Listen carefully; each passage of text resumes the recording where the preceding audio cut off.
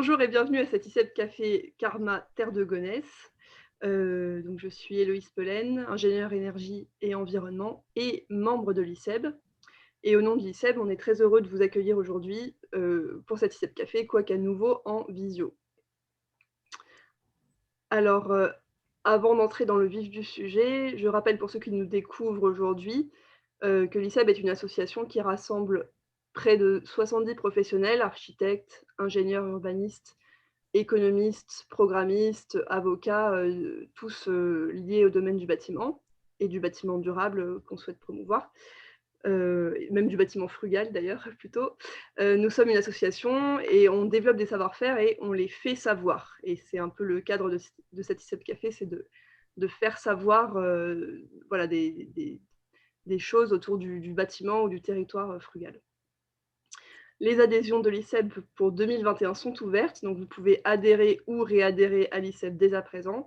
Nos actions pour 2021, on continue nos groupes de travail techniques qui permettent de développer des guides. Dernièrement, on a pu faire, grâce à ces groupes de travail, un MOOC sur le réemploi. On continue également la co-animation avec 11 autres associations du OFF du DD, dont la prochaine édition se tiendra en fin d'année 2021. Et puis également les ICEP Café mensuels, comme celui-ci. Et d'ailleurs, le prochain ICEP Café en avril sera le 26 avril à la même heure, et il portera sur la rénovation bas carbone. Voilà, un dernier mot juste pour vous dire que cet ICEP Café sera enregistré et mis sur la chaîne vidéo de l'ICEP. Et maintenant, je laisse la parole à Bernard Ropa pour un mot d'introduction au sujet qui nous rassemble ce soir. Bonjour à tous. L'actualité récente a braqué les projecteurs sur l'occupation du site du Triangle de Gonesse sous forme de ZAD, zone à défendre, depuis le 7 février 2021 et par des soutiens du collectif pour le Triangle de Gonesse. Le 23 février, les zadistes ont été évacués manu militari. Et quelques jours après, le soufflet médiatique est retombé. Quand on va chercher de l'information sur Internet, sur Google par exemple, on fait triangle de Gonesse, on tombe sur le site de la ville de Gonesse, on trouve toujours le projet Europa City qui apparaît avec un 1 880 000 m² construits, qui sont donc annoncés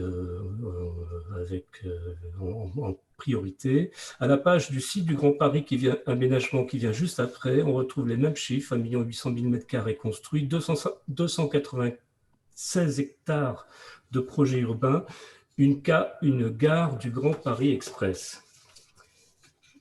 Alors, pour rappel, le Triangle de Gonesse, c'est 700 hectares de terres agricoles parmi les plus fertile d'Europe, à 15 km de Paris, et qui était menacée d'artificialisation irréversible par un gigantesque projet de centre commercial appelé Europa City. Grâce à l'action conjuguée de nombreuses associations, fédérées notamment au sein du collectif pour le Triangle de Gonesse, la décision d'annulation d'Europa City a été prise en novembre 2019 par Emmanuel Macron, qui l'a jugé entre daté et dépassé et a appelé à réfléchir à un projet alternatif. On aurait pu croire ce territoire sauvé de la folie destructrice du vivant qui était à l'œuvre. Aujourd'hui, l'actualité la plus brûlante nous alerte qu'il n'en est rien.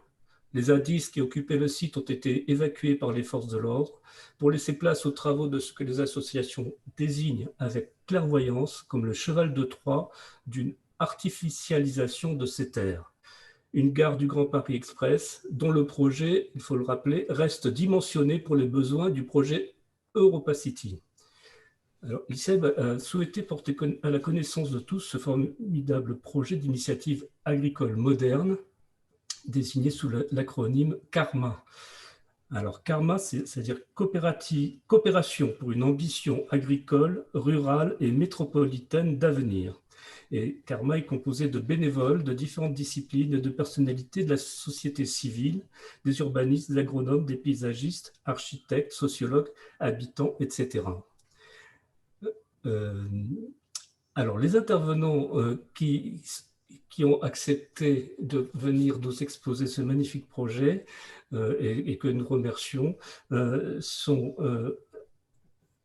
Anne Gelé, administratrice pour l'Île-de-France de l'association Terre de Liens, Alice Leroy, secrétaire générale de Karma, et Baptiste François, secrétaire général adjoint de Karma, architecte au sein de la SCOP FAIR, FAIR, Fabrique d'architecture innovante et responsable.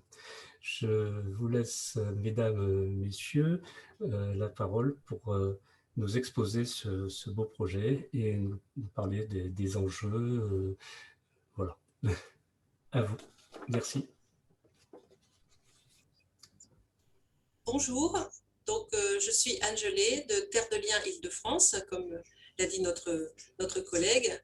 Donc merci à Baptiste de nous avoir permis de vous rencontrer ce soir, parce que c'est très important pour nous de vous parler du projet Karma, pour lequel nous travaillons déjà depuis décembre 2016. Donc, c'est vous dire que c'est un projet qui nous tient à cœur et nous sommes une assez petite équipe, en fait, avec plusieurs niveaux d'intervention, mais nous avons toujours souhaité garder ce côté collectif de manière à ce que des personnes qui ont envie d'être au courant, d'être informées, d'avancer avec nous sur ce projet, peuvent le faire sans souci et sans règles hiérarchiques très puissantes. Voilà, ce qui ne nous empêche pas d'être bien organisés, puisque vous savez que nous comptons aussi Alice Leroy, qui est notre secrétaire générale, et d'autres personnes ce soir qui seront présentes pour Karma.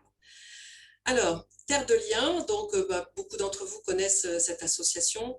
Terre de Liens est une association, c'est assez facile de résumer les choses en disant que Terre de Liens a pour objectif d'installer des paysannes et des paysans sur des terres agricoles en les, entre guillemets, débarrassant du souci d'avoir à acquérir la terre, puisque pour Terre de Liens, la terre est un bien commun qui est mis à disposition des personnes qui veulent bien la travailler le temps qu'ils le décident et le temps de mener à bien un projet d'alimentation.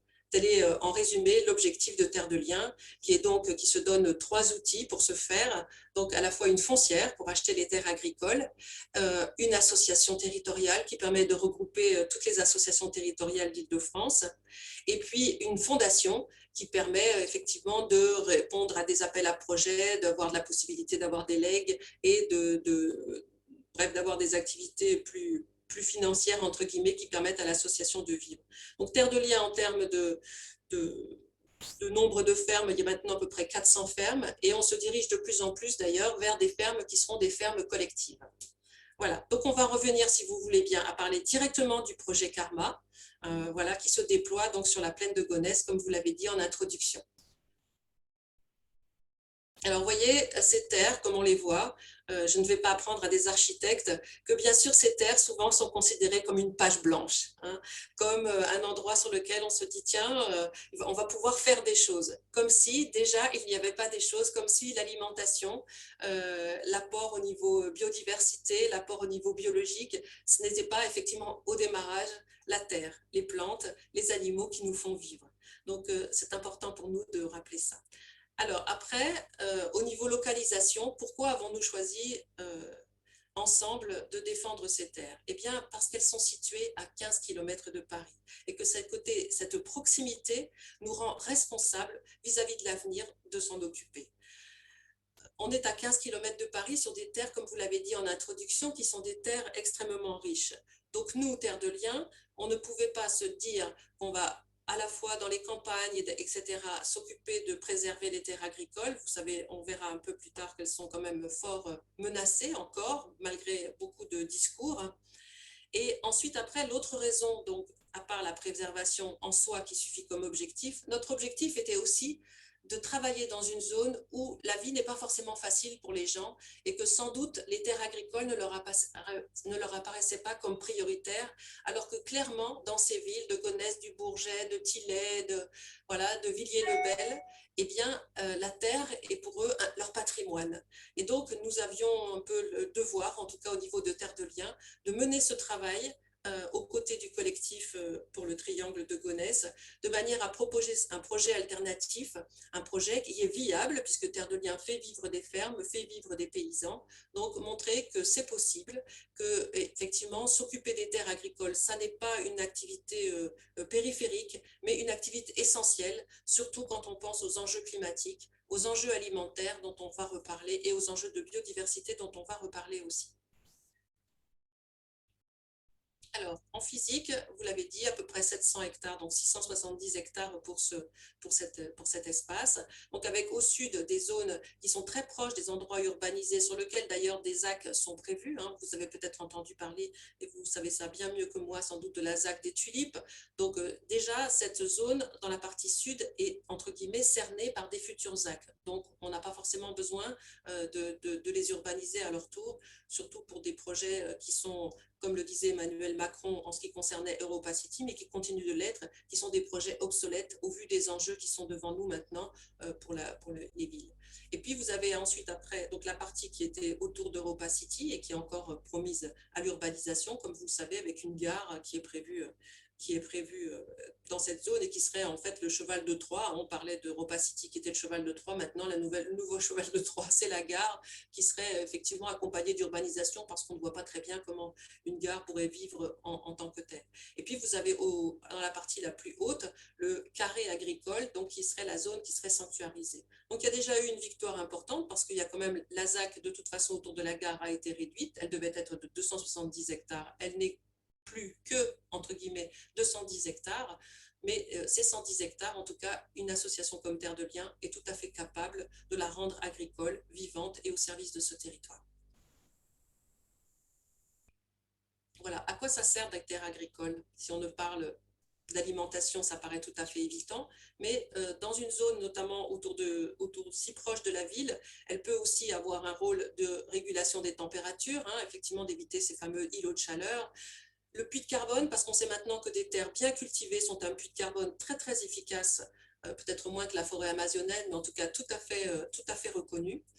La biodiversité, eh bien, c'est sûr que pour l'instant, ce sont des monocultures avec pas mal de pesticides, mais que ça n'est pas inéluctable. Hein. De plus en plus, les terres sont maintenant en transition, donc il y a tout à fait possibilité de les rendre plus accueillantes pour la biodiversité. Ensuite, après, au niveau de la pollution de l'eau, hein, de la rétention des eaux, on se plaint d'inondations, etc. La terre non bâtie, effectivement, évite les ruissellements, donc c'est très important. Et puis sur le côté alimentation et le côté paysage, parce que c'est vrai qu'on se rend compte que pour l'instant, même quand on prend le RER en été, on trouve déjà très jolis ces champs de blé qu'on peut apercevoir du RER et se dire que cela a de la valeur. Des villes comme Milan ont su faire développer des périphéries vertes et développer un agrotourisme tout à fait rentable, entre guillemets, sur ce genre d'espace. Donc pourquoi pas à Gonesse au lieu de les considérer comme des zones de relégation. Puis aussi créer des emplois qui sont non délocalisables, certes pas par milliers, mais on sait très bien qu'à partir du moment où on crée un noyau d'activité, il y a tout un écosystème qui se fait autour, donc c'est très important. Voilà pour cette partie. Alors, vous savez bien que les terres agricoles sont encore très menacées en France. On utilise souvent cette image, mais c'est à peu près ça, parce que quand on considère le petit rond-point par-ci, par-là, on arrive très facilement à l'équivalent d'un stade de France au bout de 5 minutes, 5-10 minutes. Donc, c'est pour montrer, illustrer un petit peu cette chose. Voilà.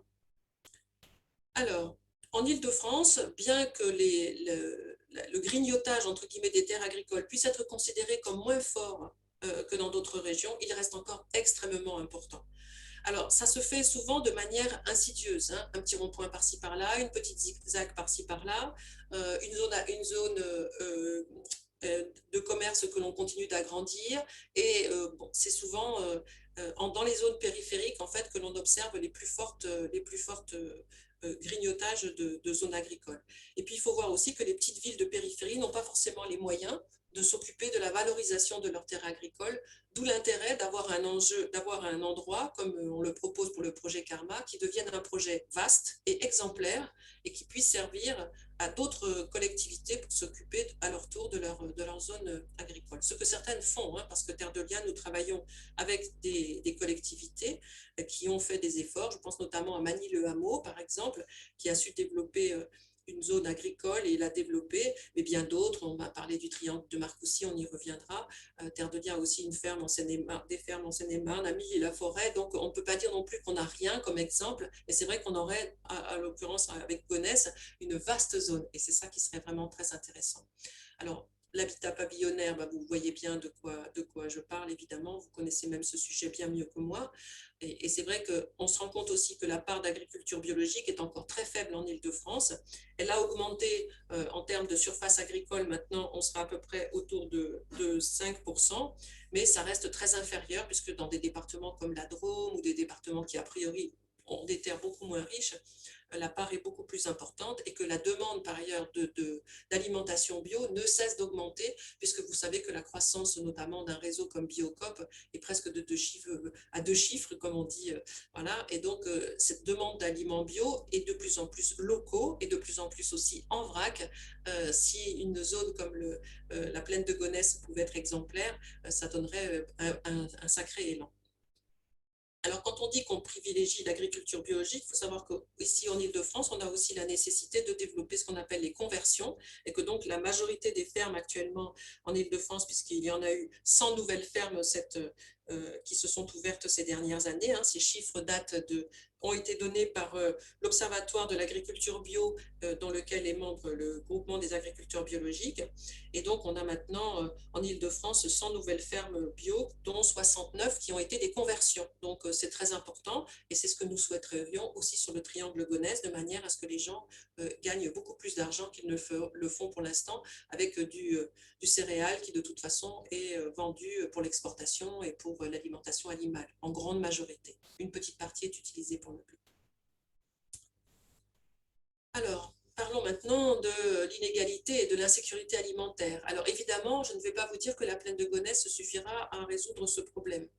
Mais c'est certain que donner dans une vaste zone, considérer que l'enjeu alimentaire est essentiel, permettrait de donner un sérieux coup de pouce aux associations et à tous ceux qui se soucient de cette insécurité alimentaire. C'est quand même dramatique de penser qu'on n'est pas capable de remplir le cahier des charges qui a déjà été accepté en termes d'alimentation biologique, ou alors on est obligé de faire appel à beaucoup d'aliments qui viennent hors de France, alors que de plus en plus maintenant, beaucoup d'aliments peuvent être produits en France. Donc on ne prétend pas faire avec Karma une zone complètement en autarcie, mais de faire partie d'un système alimentaire qui pourrait associer aussi les départements périphériques, évidemment, la Seine-et-Marne, l'Oise, et puis pour les produits où on ne peut pas faire autrement, à ce moment-là, effectivement, amener un peu de transport. Mais pour l'instant, beaucoup de produits sont amenés de l'étranger, et ça, c'est vraiment extrêmement dommage. Alors là, notre collègue Baptiste a repris ce qu'a dit Madame Pécresse, et tous ces mots qui sont prononcés, donc bien-être, santé publique, identité sociale, culturelle, environnementale, l'attractivité, la relance, tout ça, je vous en ai parlé dans l'introduction que je vous ai proposée, ainsi que même la géostratégique, puisque effectivement ce lien entre départements montrait aussi qu'on a une solidarité entre nos départements pour fournir de l'alimentation. Eh bien, tout ça est effectivement dans le discours de nos élus. Ici, c'est Madame Pécresse, mais si on reprenait les discours des uns et des autres, à la fois en termes de zéro artificialisation, or on a vu que les chiffres ne sont pas vrais, donc à la fois aussi en termes de 20% dans de l'alimentation dans le bio, qui doit passer maintenant à 50% dans les cantines. Donc tout ça, il faut prendre les choses au mot, les gens au mot, et donc ça ne se fait pas comme ça, juste parce qu'on en parle. Il faut des terres pour arriver à remplir ces objectifs.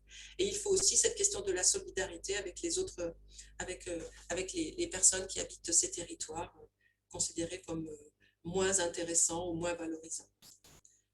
Voilà, la qualité des paysages est très importante. Vous voyez ici, donc c'est peut-être la ferme du Bec et Loin ou une de ses collègues avec les mandalas. Donc c'est vrai que c'est ce aussi auquel on veut parvenir lorsqu'on est allé parler du projet Karma sur le marché de Garges-les-Gonesse. C'est vrai que des personnes nous ont dit, nous aussi, on aimerait bien pouvoir se promener dans des chemins avec des champs de blé autour, une belle biodiversité. Maintenant, ce sont aussi les parcs, à la limite, les petits squares urbains qui sont devenus obsolètes à leur tour, puisqu'on a la possibilité d'avoir des beaux sites, des sites de promenade agréables dans des espaces agricoles qui sont revus, avec une relation établie entre les consommateurs consommateurs et les producteurs qui amènent une grande différence en ce qui concerne les vols, les installations sauvages, etc., à partir du moment où les agriculteurs sont considérés comme non pas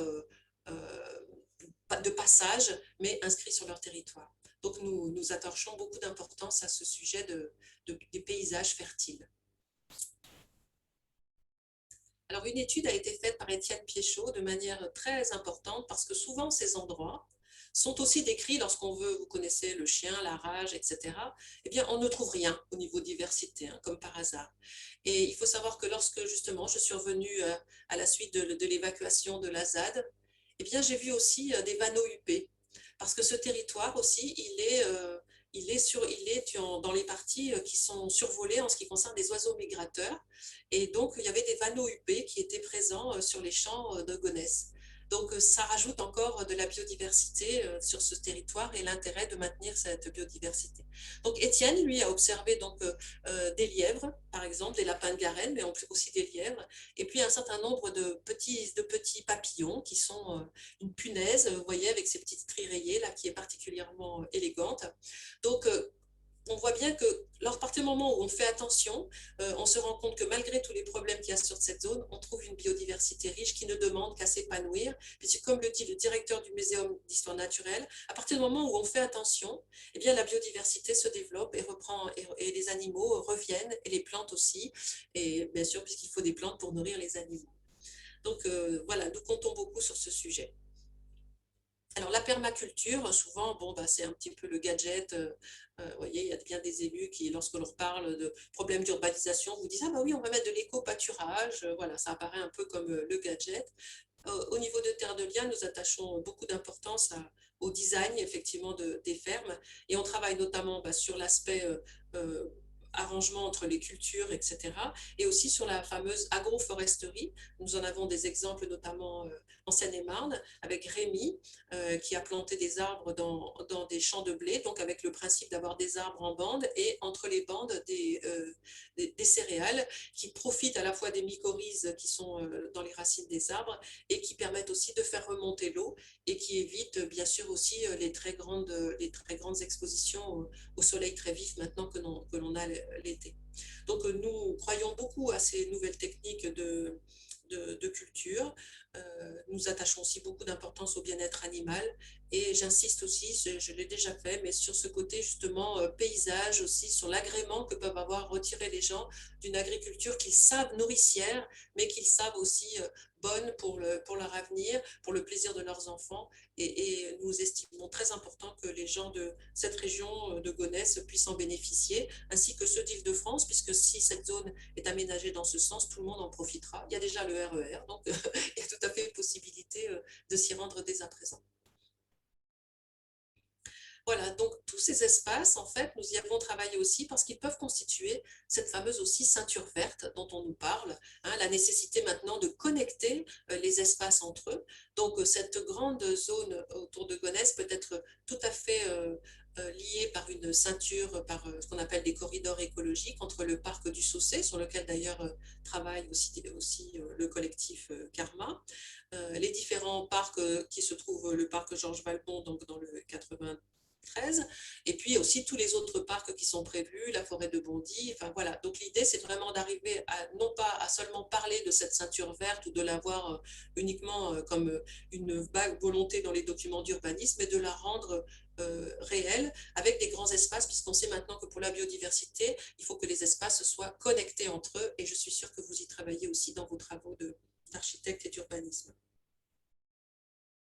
Voilà, alors là, j'ai eu plaisir à revoir la mallette pédagogique que nous avons créée avec ma collègue Bénédicte.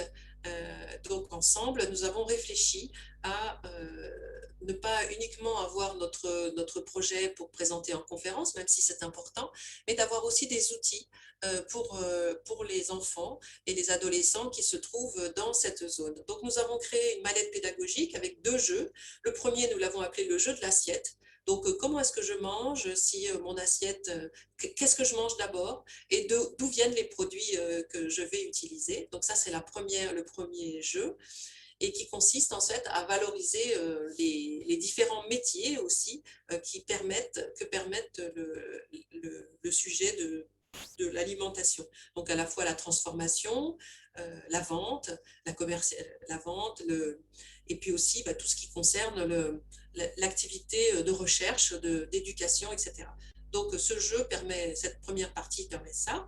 Et le deuxième sujet, c'était sur, cette fois-ci, la localisation, c'est-à-dire comment est-ce qu'on donne des noms aux endroits et aux lieux. Donc, on a montré tout à l'heure une légumerie, donc les restaurants dans lesquels les cantines, les accueils pour les personnes âgées, donc les magasins, tous ces métiers qui sont effectivement mis en route pour créer cet écosystème de l'alimentation au sein de ce territoire. Donc cette mallette a pour objectif d'être distribuée dans les écoles. Nous l'avons offerte aux personnes qui nous ont aidés au niveau de Karma, et nous avons la volonté on a créé un petit groupe avec maintenant plusieurs jeunes qui nous ont maintenant rejoints, d'animation territoriale, de manière à pouvoir présenter ce jeu et puis aussi présenter le projet Karma. Et donc il sera mis à disposition des écoles. Donc là pour l'instant nous sommes en train de chercher un imprimeur pour pouvoir imprimer ces petites cartes et qui nous pensons seront agréables. Donc pour l'instant, des enfants ont joué et c'était accepté.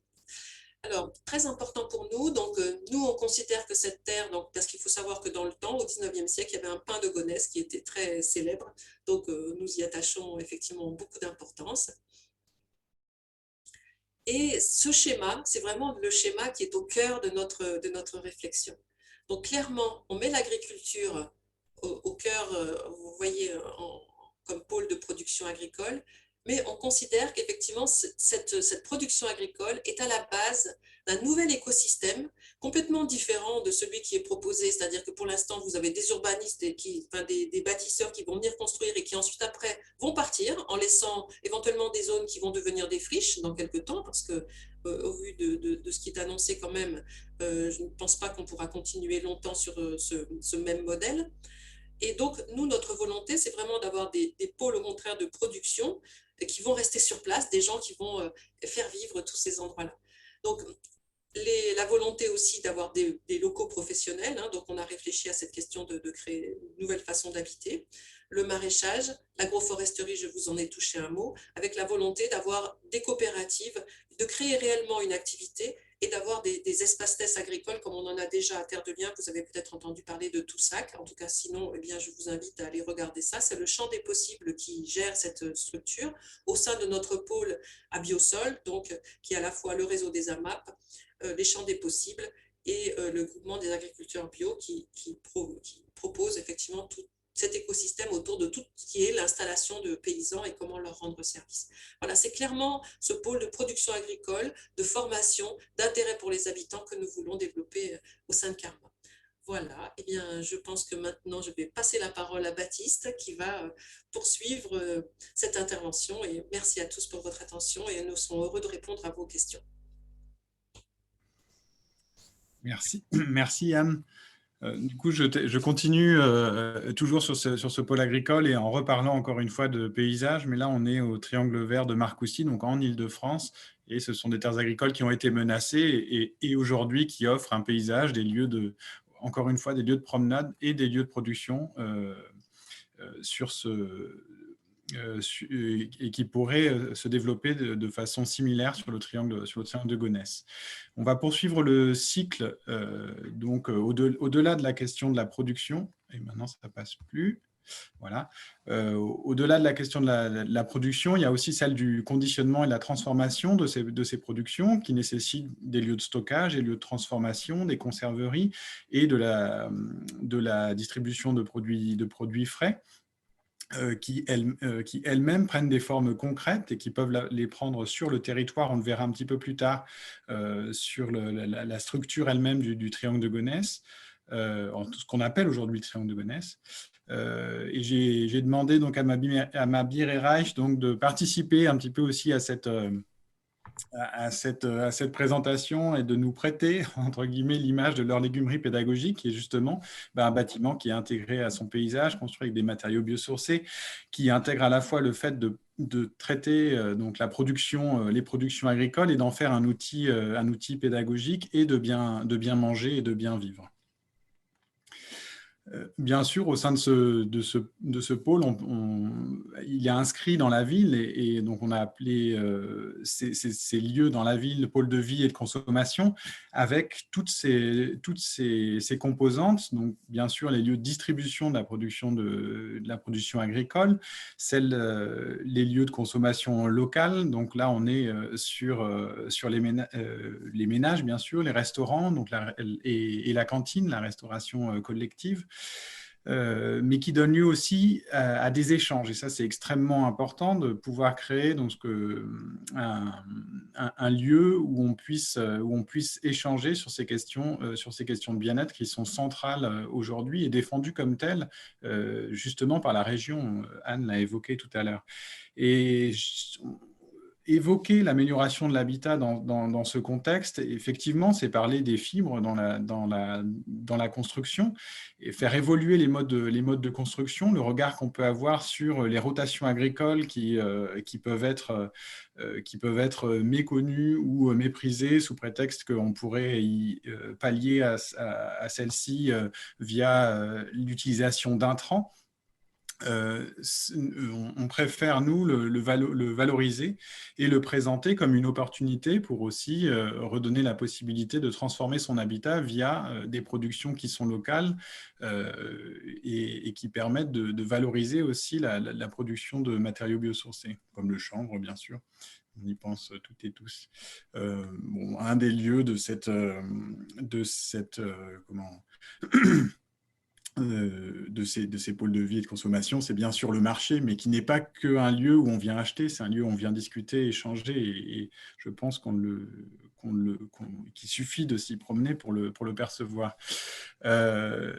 Enfin, donc pour boucler cette boucle, et c'est quelque chose qui est souvent négligé aujourd'hui, qu'on voit réémerger parfois avec souvent la question de la méthanisation, peut-être aussi du compostage, mais à des échelles qui sont généralement moins importantes que celles d'un quartier. C'est plutôt l'échelle individuelle, voire quelquefois l'échelle d'immeubles, mais qui permettent de créer ce retour à la terre. Et ce retour à la terre, ce qu'on propose dans le projet Karma, ce n'est pas de le centraliser comme ce qui créerait des problématiques d'abord de localisation. Qui veut avoir à côté de son habitat une zone importante de valorisation des déchets, bien peu de personnes, je pense, mais par contre, dès qu'on réduit l'échelle, là, on arrive à créer une envie et puis une dynamique qui permet de générer soit des retours à la terre, soit jusqu'aux terres agricoles, soit des retours à la terre, mais qui sont valorisés au sein d'une agriculture urbaine. Donc maintenant, on va s'intéresser assez rapidement, mais au triangle. Cette image montre que, alors j'allais dire les 30 dernières années, mais c'est vrai que c'est entre 82 et 2012, donc ça commence un petit peu à dater, mais cette étude de l'IA-URIF qui montre que la forme du triangle, donc ce qu'on appelle aujourd'hui le triangle, c'est majoritairement constitué depuis les années 1980, et ces zones qu'on voit, alors je ne sais pas de quelle couleur vous les voyez, si c'est vert ou bleu, représentent toujours des zones qui sont monofonctionnelles, en fait. C'est assez frappant de voir ça. Un rapide point sur le SDRIF également, juste pour montrer que depuis 1994, alors je ne sais pas si vous voyez ma souris, mais donc sur l'image de gauche, la partie striée du triangle de Gonesse, c'est une zone d'urbanisation, je ne me rappelle plus du terme exact, potentiel, et avec une opération d'intérêt national avec le carré bleu. Donc on est sur des images, sur des modes de représentation qui ont évolué avec le temps et qui se sont réduites donc progressivement sur le SDRIF de 2008, puis sur celui de 2013, dans le schéma directeur d'Île-de-France qui guide la transformation du territoire et donne des axes de cette transformation. Et là, donc sur l'image de droite, les pastilles orange que l'on peut voir sur sur cette zone du triangle sont des zones qui sont dédiées à une urbanisation conditionnelle. Alors, voilà, maintenant on va zoomer un petit peu sur le triangle pour se rendre compte de ce qui est proposé aujourd'hui. C'est-à-dire que Europa City, on l'a dit tout à l'heure, a été abandonné. Mais pas la gare sur le triangle. Et ce qu'il faut bien percevoir, c'est que la situation de la gare sur le triangle donc la gare est à une distance de 1,5 km environ des premières habitations. Donc, elle est vraiment au milieu des terres agricoles. Les premières zones urbanisées qu'on peut voir aux alentours sont des zones plutôt de logistique, donc qui mobilisent peu d'emplois. Et donc cette gare qui était une des volontés d'Europa City, une des conditions pour l'implantation d'Europa City sur le secteur, aujourd'hui elle reste dans le projet urbain et elle pose problème justement comme étant ce cheval de Troie dont on a déjà parlé. Pour donner quelques chiffres, depuis 2016, donc il y a eu l'arrêté, en 2016 plutôt, il y a eu l'arrêté de la ZAC, la déclaration d'utilité publique de la ligne 17, une déclaration d'utilité publique d'expropriation pour construire à la fois la gare du Triangle de Gonesse et le site d'Europa City lui-même. Au sein de Karma et avec AgroParisTech, on a pu donc mener plutôt participer à cette étude sur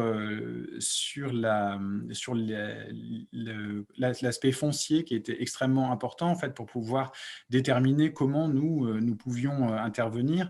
Et ce qui nous a permis de noter notamment qu'une des problématiques de transformation des modes de faire agricoles était celle de la précarisation des agriculteurs sur leurs terres. Et justement, leur assurer une pérennité de travail sur une même terre et non pas sur une même surface, ce qui est très différent puisque la surface peut être remaniée chaque année alors qu'une même terre pour être transformée en bio, il est nécessaire de pouvoir avoir des perspectives sur cette zone, sur cet espace de culture. Et donc, c'est via une stratégie foncière qu'on peut mener ces études. Mais justement, cette stratégie foncière, elle ne peut être développée qu'à partir du moment où on a décidé l'arrêt de l'urbanisation. Et donc là, je vous ai mis quelques dates qui vous permettent de voir l'imbroglio de la mise en place de cette ZAC. Donc en 2016, je l'ai dit tout à l'heure, il y a eu donc l'arrêté de création. En 2017, le vote du PLU de Gonesse qui permet l'urbanisation de la ZAC. En 2018, en mars, le tribunal administratif de Cergy-Pontoise annule l'arrêté de la ZAC pour des raisons principalement écologiques. En mai, l'État fait appel, donc à la dernière minute, suite à la décision du tribunal administratif. Et en 2019, en mars, le tribunal administratif de Cergy-Pontoise annule l'approbation du PLU de Gonesse, donc dans la continuité de cette question de la ZAC. Mais en juillet, la Cour administrative de Versailles annule l'annulation, donc c'est presque kafkaïen, donc annule l'annulation de la ZAC et donc la remise en vigueur du PLU est de fait accordée. En juillet 2000, le gouvernement reçoit un rapport de Francis Roll-Tanguy pour lequel Karma a pu contribuer justement à travers le projet lui-même, qui propose donc 3 scénarios pour la transformation du triangle. Le premier scénario, c'est celui de conserver la gare. Et les 280 hectares, donc c'est-à-dire la ZAC initiale. Le deuxième scénario consiste, plutôt je vais passer directement au troisième parce que le deuxième scénario est un scénario intermédiaire, un scénario en même temps. Le scénario 3 consiste à ne pas urbaniser et donc ne pas construire cette gare et implique donc une modification de la ligne 17 de métro, donc la ligne du Grand Paris Express qui desservirait le triangle de Gonesse si cette gare était construite.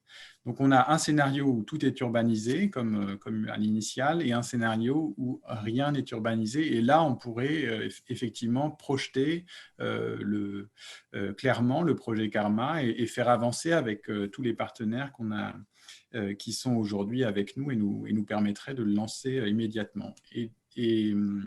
Et donc, pour revenir à cette question des scénarios, voilà, il y a le scénario 2 qui est extrêmement problématique et qui consiste à dire que la gare est de toute façon inéluctable et si on construit une gare, il faut urbaniser autour. Et il faut urbaniser implique 110 hectares. Et c'est ce scénario-là qui semblerait être celui qui est retenu, puisque justement, il ne fait que des mécontents. Que ce soit du point de vue écologique ou du point de vue de l'étalement urbain. Voilà. Et donc, par rapport à ce scénario et par rapport aux avancées, donc aux justifications de la construction d'une gare, quelque chose qui pourrait justifier une gare, c'est effectivement des projets derrière, des projets d'entreprise, puisqu'on ne peut ici pas construire d'habitat du fait des aéroports à proximité, des entreprises qui s'installeraient sur place, soit en créant des zones de logistique, soit en créant des bâtiments tertiaires. Aujourd'hui, ça c'est une étude de l'APUR qui est apparue en février dernier et montre bien, donc vous le voyez, triangle de Gonesse, 0 mètre carré. Il n'y a aucun projet sur ce site et donc aucune justification à la construction de cette gare. C'est pour toutes les raisons qu'on vous a évoquées jusqu'à présent, qui sont à la fois alimentaires et à la fois territoriales, que le projet Karma ne se limite plus aujourd'hui, enfin, il ne s'est jamais vraiment limité au triangle de Gonesse, mais il a commencé sur le site, mais c'est avant tout un projet territorial, d'un projet qu'on a appelé Karma Rhizome, et vous voyez donc en blanc et en clair, en rose clair et jaune vert clair, le territoire qu'on considère être comme une partie de cette ceinture maraîchère que Anne a évoquée tout à l'heure et qu'il nous faut prendre en considération et que nous prenons en considération dans le projet. Et cette dynamique, on lui a donné un nom qui est celle de l'étalement rural, donc l'inverse de l'étalement urbain, faire bénéficier à la ville constituée de cette transformation du mode de modification et de réparation du territoire. Bien sûr, il s'appuie sur les initiatives existantes et ça, c'est un gros travail qui a été mené aujourd'hui, mais bien sûr dans ces phases de préfiguration et dans la dynamique actuelle qui est encore qui est dans l'attente de cette décision du gouvernement pour permettre d'être certaine de pouvoir se développer sereinement. Mais toutes ces initiatives existantes sur le site que vous voyez donc avec ces petits points blancs et éclatés vous permettent de vous rendre compte, enfin de se rendre compte en fait que le territoire et toutes ces graines nous on appelle ça au sein de l'ICEB les graines de la frugalité, c'est les graines de Karma ici qui sont déjà plantées là et qui ne demandent qu'à se développer. Donc, pour permettre de convaincre aussi sur les avancées du projet, on a commencé à lui donner forme, disons une forme schématique qui permet de relier un petit peu toutes les questions dont Anne a parlé tout à l'heure, celle de la permaculture, de l'agroforesterie, donc du paysage et du parcours du paysage, et celle que je n'ai pas encore évoquée, mais qui étaient sous-jacentes à ce que je disais tout à l'heure, qui sont celles de la densification raisonnée urbaine autour de ce territoire pour y intégrer et retransformer ces espaces monofonctionnels en ville. dans l'espace urbain réel. Et pour ce faire, bien sûr, il y a également cette question des transports qui est une question extrêmement importante et qui aujourd'hui on est en train de la retravailler parce que là, pour l'instant, donc vous voyez en jaune le trajet du Grand Paris Express au centre qui vient avec ce point de la gare du Triangle de Gonesse, donc sur le triangle, et un projet alternatif du Grand Paris Express qui permettrait de poursuivre le projet de la ligne 17 sans avoir à transformer les terres du triangle de Gonesse, sachant qu'aujourd'hui, il y a des travaux préparatoires de la ligne 17 qui sont en cours sur le triangle, et c'est ce qui a engendré en fait la mise en place de la ZAD. Pour permettre d'avancer sur ce projet, on a à la fois une stratégie globale que j'ai montrée tout à l'heure, mais on a aussi une stratégie d'avancer progressivement avec un site un petit peu démonstratif dont l'EPFIF sur des terres dont l'établissement public foncier d'Île-de-France est propriétaire, ce qui nous permet de développer un complexe qu'on a appelé un complexe d'amorçage avec des partenaires identifiés qui permettent donc de redévelopper les cultures horticoles sur le triangle avec l'insertion, de développer une ferme maraîchère pilote, et de développer la valorisation des composts et des substrats fertiles et la formation sur le triangle, tout en prenant compte des problématiques. Là, j'ai mis celle des sites pollués, mais il y a bien sûr des questions de logistique, de fonctionnement de cet ensemble qui sont prises en compte pour lancer le projet. Mais attention, le projet Karma ne se résume clairement pas à cela, parce que c'est ce qui est présenté par le maire de Gonesse pour lui permettre de nous discréditer. Voilà, les risques de l'urbanisation, c'est ça, c'est vraiment de considérer que les terres agricoles ne sont que quelque chose à grignoter, et à grignoter souvent par des choses totalement absurdes. Donc, au lieu de ça, on propose un territoire, une réflexion territoriale que Alice va nous décrire. Merci. Ah, je vais mettre ma caméra.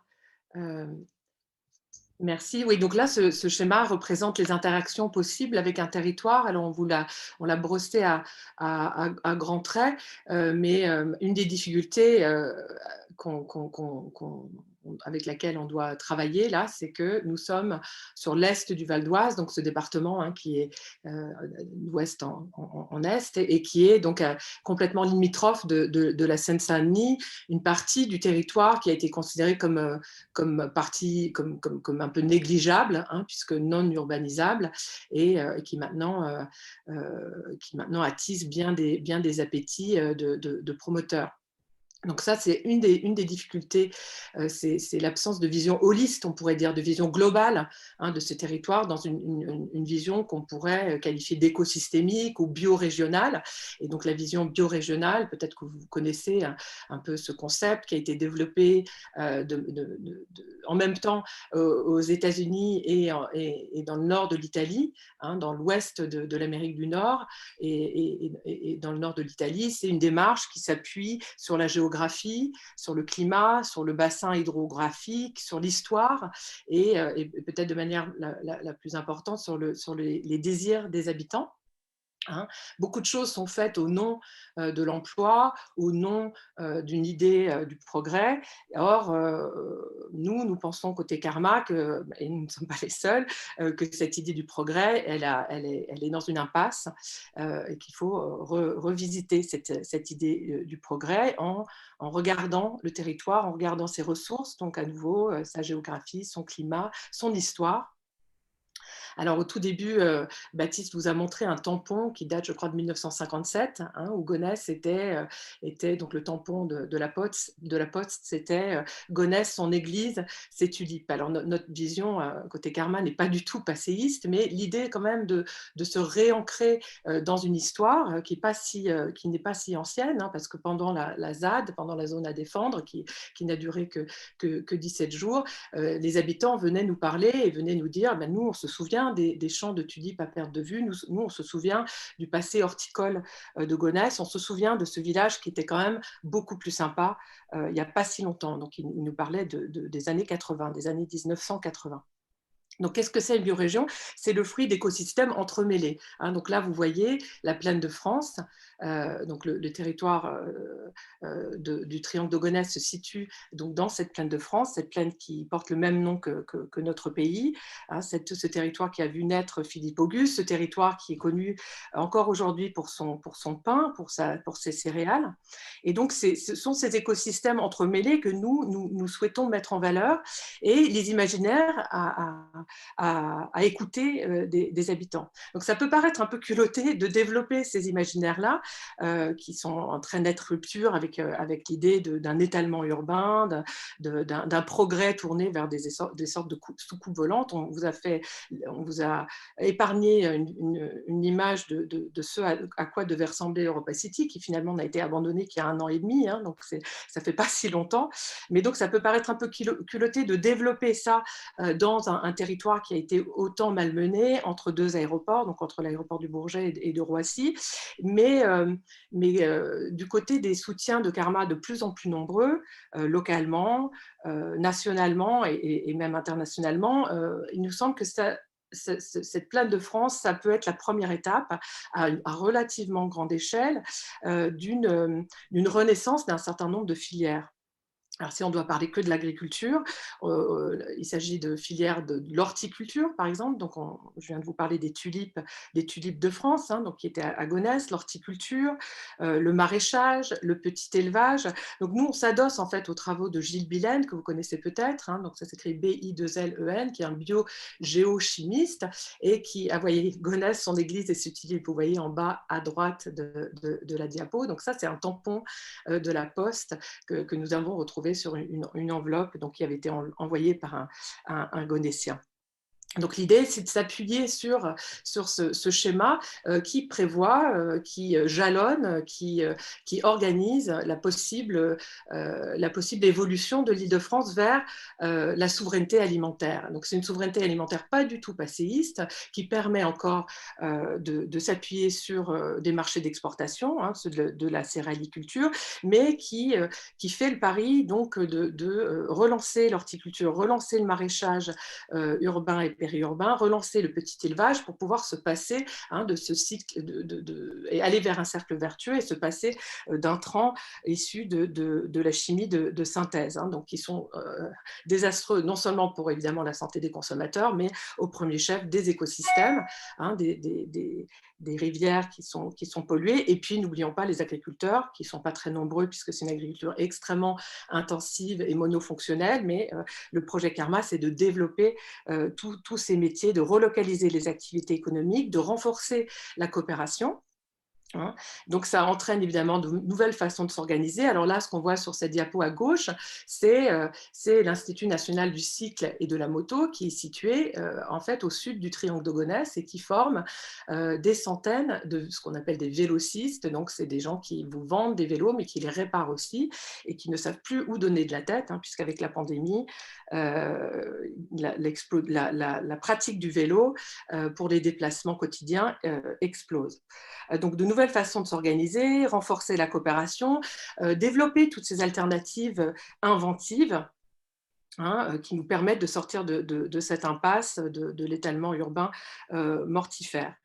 Alors, je pense que ça fait longtemps qu'on parle. Voilà, donc c'est inscrire ce projet Karma dans un réseau, hein, donc un réseau francilien. Vous voyez, l'idée, c'est pas de faire un projet vitrine exemplaire pour quelques-uns, mais au contraire, là où la crise frappe le plus dur, hein, puisque ce territoire vit évidemment très mal tous les projets qui ont été propulsés sur ce territoire. La précarité explose sur ce territoire, le chômage aussi, notamment le chômage des jeunes. Et c'est donc de l'inscrire dans ce réseau francilien de corridors écologiques. Donc d'aller vers une biorégion vivante. C'est aussi de l'inscrire dans un mouvement mondial que vous connaissez sans doute. Nous inspirons des expériences un peu de Montréal, mais surtout de Milan, de Barcelone et de Liège, donc en Belgique. À Barcelone, c'est particulièrement intéressant parce que là, on ne le voit pas sur la petite carte, mais le plus grand projet d'agriculture urbaine et périurbaine se situe sur le territoire de l'aéroport international de Barcelone, dans un delta que vous voyez là, et approvisionne les marchés locaux, le plus grand marché local de Barcelone, avec un label qui s'appelle Fresc, donc en catalan, ça veut dire frais, et représente 60% de l'approvisionnement local à Barcelone. Donc, le Grand Paris est très en retard, mais le Grand Paris a évidemment énormément d'atouts.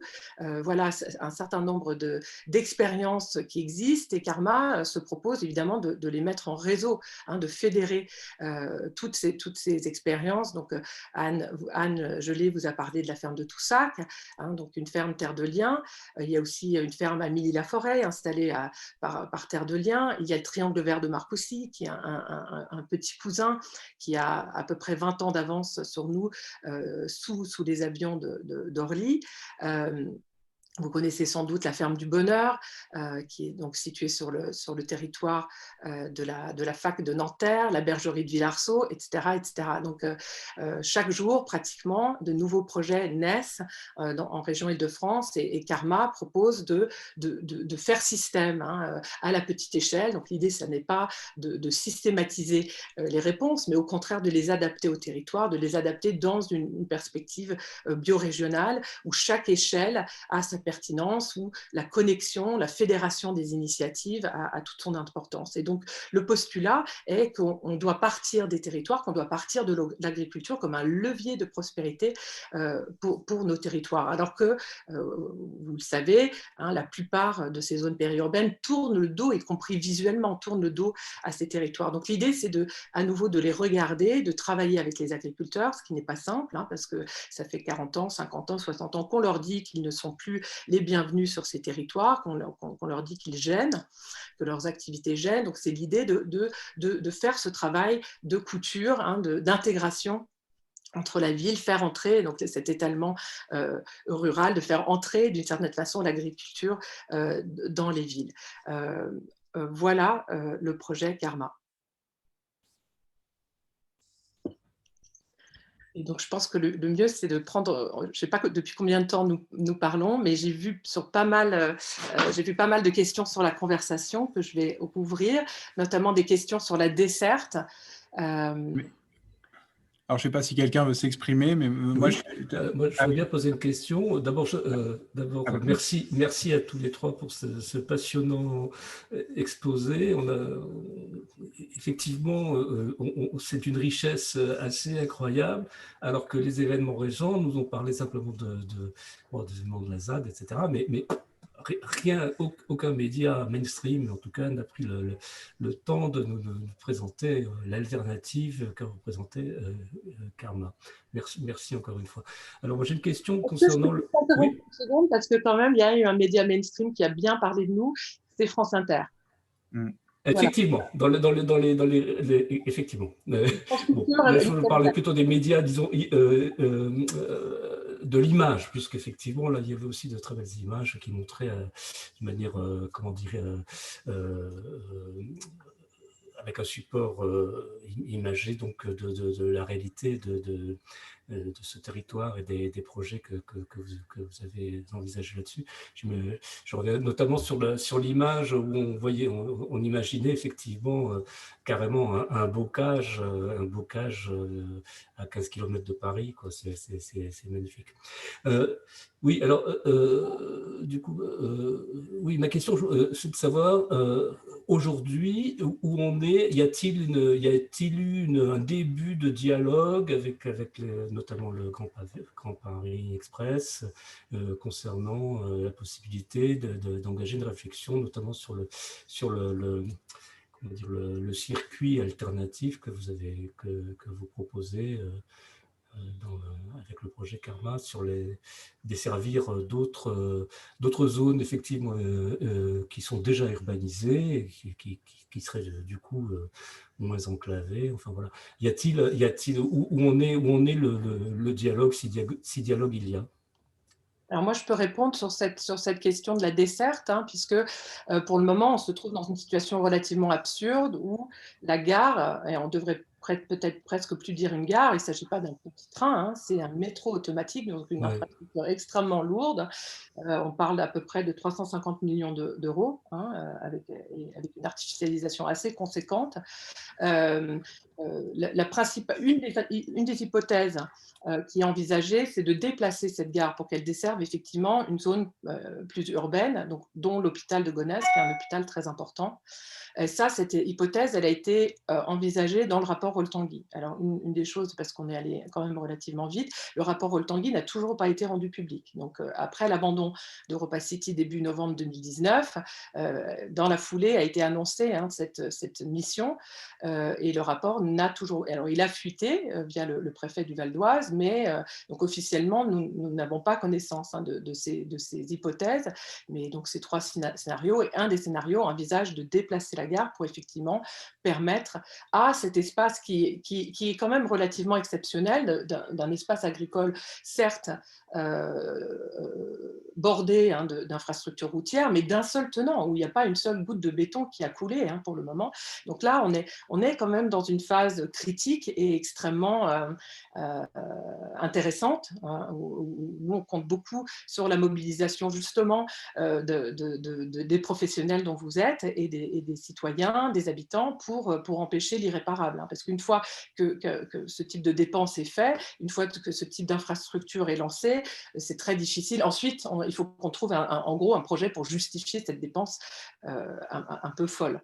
Donc voilà, on est dans cette situation-là. Donc il y a cette hypothèse. Il y a une autre hypothèse qu'on envisagerait, effectivement, j'ai vu ça dans la conversation, qui serait de revisiter ce type de desserte qui existait jusque dans les années 30. Je ne sais pas si vous savez, le petit train de l'Arpajonais, par exemple, dans le sud de l'agglomération, qui permettait à la fois une desserte marchandise et une desserte passager. Et ça existe notamment en Allemagne, dans la ville de Dresde notamment, il y a des petits trains qui permettent le transport des marchandises et des passagers.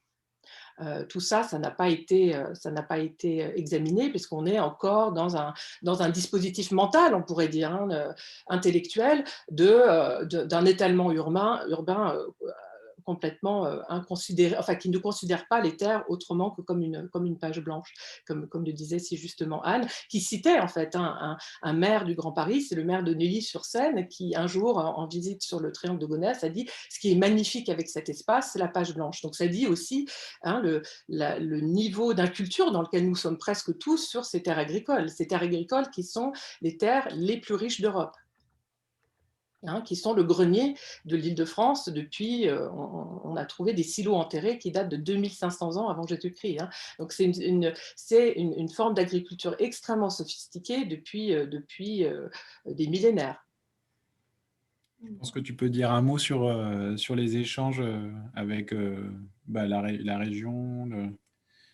Alors oui, il y a des échanges avec la région. Un dossier a été envoyé récemment avec cette proposition très concrète de complexe d'amorçage, donc qui propose rien de moins que de relocaliser la filière horticole en Île-de-France, un moment aussi où c'est possible, un moment où des jeunes ont envie de s'installer, ont envie de relocaliser l'horticulture et pas que.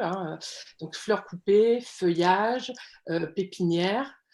Nous appuyons, j'ai vu qu'il y avait une question dans ce sens dans la conversation, nous sommes en contact, nous avons des échanges très réguliers et un de nos porteurs de projet est pépiniériste et déjà dans la plaine de France, un autre lance la première grande ferme horticole en zone urbaine dense sur l'île Saint-Denis, c'est l'association Alage qui fait de l'horticulture en insertion, donc avec des personnes éloignés de l'emploi ou qui cherchent à se reconvertir.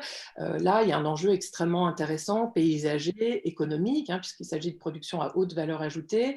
Et il y a une clientèle qui est extrêmement intéressée. Pour le moment, cette filière horticole relocalisée n'arrive pas à répondre à la demande. Hein. Donc là, il y a un vrai projet économique pour deux raisons. C'est intéressant parce que c'est une clientèle en partie militante, mais aussi c'est une clientèle qui a découvert que les fleurs locales la tenue en vase était beaucoup plus longue. Hein. Votre bouquet qui vient du Kenya ou de Colombie ou d'Équateur, qui est produit dans des conditions sociales déplorables, hein, écologiques et sociales déplorables, en général des femmes dans des très très très mal payées, dont la santé est exposée à énormément de produits chimiques. Là, c'est une alternative, et puis une alternative aussi positive pour la clientèle francilienne qui voit là des bouquets qui tiennent beaucoup, beaucoup mieux. On peut parler aussi quand même du fait que le projet Karma, pour revenir sur les questions où en êtes-vous avec les institutions, c'est-à-dire qu'aujourd'hui, je l'ai dit tout à l'heure, il n'y a pas de projet, d'autres projets que le projet Karma. Alors, il y a sur quelques bruits qui courent sur le fait que la Sémaris, donc l'exploitant du mine de Rungis, pourrait s'installer ici, mais il n'y a rien de concret. Et aujourd'hui, 0 mètre carré n'est programmé sur le triangle, et le seul projet qui est concret, qui est possible de réaliser dans un délai court et moyen terme, c'est le projet Karma, et c'est ce qui est perçu, et c'est ce qu'on perçoit dans tous les discours. C'est-à-dire que Valérie Pécresse a cité Karma et a dit bien sûr je suis pour Karma. Même le maire de Gonesse, Blasi, dans son dernier numéro du magazine de la commune, a parlé de Karma avec quelques erreurs plus ou moins volontaires, mais qui existent réellement. La ville de Montreuil a soutenu Karma financièrement à la fin de l'année dernière. On a des échanges avec un certain nombre de communes, le conseil départemental du 93, etc. Donc, il y a un vrai... on sait qu'on est sur un sujet qui est assez... Aujourd'hui, il est malheureusement clivant. C'est ça qui reste problématique, même malgré les enjeux qu'on peut présenter lorsqu'on avance le projet Karma. Mais le projet reste problématique pour certains. Mais en tous les cas, il est dans une dynamique, et là, Alice n'y est pas pour rien. Il y a une belle dynamique vis-à-vis des discours, en fait. Lorsqu'on parle de triangle de Gonesse et qu'on parle de projet sur le triangle de Gonesse, on parle de Karma. Après, pas toujours de façon très précise, parfois en disant que c'est un projet qui pourrait être compatible avec la ZAC de 110 hectares. Mais en tous les cas, le sujet le sujet Karma est sur toutes les lèvres. Et il nous permet de poursuivre des échanges avec les institutions en place, effectivement. Voilà, puis il y avait une question aussi, je crois, sur la question du dialogue, hein, du dialogue avec les acteurs en place, parce qu'il y a quand même des paysans qui sont sur place, donc quelles sont les relations que Karma ont établies avec eux. Alors c'est vrai que ce qui a beaucoup changé, en fait, c'est lors de l'abandon d'Europa City, parce que jusqu'alors, tout le monde était sur la trajectoire, enfin tout le monde, les élus, les dirigeants, etc., étaient sur la trajectoire de bon, bah, ça y est, ça va être exproprié, ça va être bâti, c'est le chemin habituel. Le fait qu'Europa City s'arrête a quand même été un peu un électrochoc, et un certain nombre d'agriculteurs se sont quand même posé des questions en disant bah, finalement ce territoire, est-ce qu'on ne pourrait pas en avoir plus de richesse et plus de développement. Donc c'est évident que nous sommes en dialogue permanent avec en tout cas les agriculteurs pour les entendre, pour voir les projets qu'ils pourraient avoir. Certains d'entre eux ont commencé d'ailleurs à développer des projets de transition. L'un d'eux a installé son fils qui va faire lui-même une légumerie, donc des choses, même si ça ne se fait pas avec le projet Karma, c'est des choses qui font évoluer les choses. Donc nous souhaitons clairement que les agriculteurs s'intéressent de plus en plus au projet Karma et voient comment ils peuvent l'utiliser au mieux pour développer leur activité. C'est vraiment ce que nous souhaitons. Dans le Val d'Oise, pensez que la présidente du conseil départemental a pris position contre le projet Karma, et dans le Val d'Oise, il n'y a que 3 fermes en bio. Donc le Val d'Oise est clairement en retard sur des sujets qui intéressent beaucoup de monde, alors qu'effectivement dans les Yvelines, il y en a eu 27 qui ont été installés ces derniers temps, 49 en Seine-et-Marne et 3 dans le Val d'Oise. Donc le retard de ce département sur des sujets qui intéressent tout le monde est vraiment très très important. Donc Karma est là. Et Alice, je vois que tu as répondu à Lucas Monroe qui pourrait peut-être effectivement nous dire un mot. Oui, je ne sais pas si vous m'entendez. Oui, très bien. Oui, bon, bonjour à tous. Donc oui, moi je suis très proche de tous ces sujets-là, parce que j'ai fait mon diplôme de fin d'études, projet de fin d'études à l'école de Pareil-Belleville l'année dernière. C'est assez intéressant parce que du coup, j'ai réussi à avoir le prix du concours Impact en Ile-de-France, donc ça a pu médiatiser aussi ce sujet-là. Je me suis appuyé, merci. Je me suis appuyé surtout sur votre travail, en fait, sur tout ce qu'a fait Karma, et également avec aussi mon entrée dans ces sujets-là a été faite par le livre et l'exposition de Capital Agricole. Voilà, donc je suis pas de la région de Paris. Moi, c'était ma première année je viens de Bordeaux et c'était mes premières années à Paris, donc je connaissais assez mal ces territoires-là. Et ce qui est intéressant, en fait, ce que j'ai trouvé moi, c'est aussi tout ce qu'il y a autour, notamment du triangle de Gonesse. C'est pour ça qu'en fait, moi, le projet que j'ai voulu faire n'est pas sur le triangle de Gonesse, mais à côté, puisqu'il y a des terrains en friche, notamment la friche PSA, qui est très intéressante, puisque, alors actuellement, il y a un projet de développement urbain, de richesse associée, mais on voit qu'en fait, on peut vraiment, comme vous disiez, j'ai noté, arrêter de tourner le dos en fait à ces terres et vraiment réimbriquer tous ces tissus urbains, paysagers avec les terres agricoles et ces entre-deux. Et en fait, tout le triangle de Gonesse est entouré de ces morphologies-là, donc des gros hangars, souvent des zones industrielles, des zones commerciales. Et en fait, je pense que ces programmes peuvent soit réinvestir ces lieux-là parce que ces lieux périclites, ça devient des friches. Donc voilà, j'ai mis ce lien, je ne vais pas parler très longtemps, mais j'ai mis le lien vers le projet. C'est vraiment comme une étude de cas sur ces sujets-là. Ce n'est pas une réponse à tous les problèmes, évidemment, mais on voit qu'il y a vraiment des grosses potentialités pour réinclure les citoyens des villes avoisinantes dans ces projets-là, dans ces problématiques-là de terres agricoles, et aussi au niveau paysager. Et voilà, retrouver du lien avec les agriculteurs. Donc, il y a plein de possibilités, c'est intéressant et c'est un peu à l'image du projet Air Urban que j'ai fait ce projet-là. Donc, c'est un projet voilà, en matériaux biosourcés également, qui n'artificialise pas le sol, qui est un peu hors sol, qui voilà, fait une interface entre des arrivées de denrées agricoles et de l'arrivée de gens qui tissent des liens entre plusieurs entités paysagères comme le parc du Sauté. Voilà, donc je vous invite à aller le voir si ça vous intéresse. Et puis si jamais, je l'avais envoyé donc à votre groupement Karma à un moment, j'avais été en lien avec quelqu'un et puis voilà, j'ai beaucoup bougé entre-temps, donc le lien s'est un peu perdu. Mais si jamais ça vous intéresse pas, ça vous intéresse, on pourra en parler aussi dans de futurs projets d'exposition ou je sais pas, comme ça, de conférences. Voilà, c'est tout. Merci beaucoup. En tout cas, on mettra le lien, si vous voulez bien, on fera une petite recension là, de l'ICEP Café sur le site. Donc, si ça vous... On mettra ce lien aussi dans l'article, si ça vous convient, bien sûr. Peut-être aussi avec plaisir.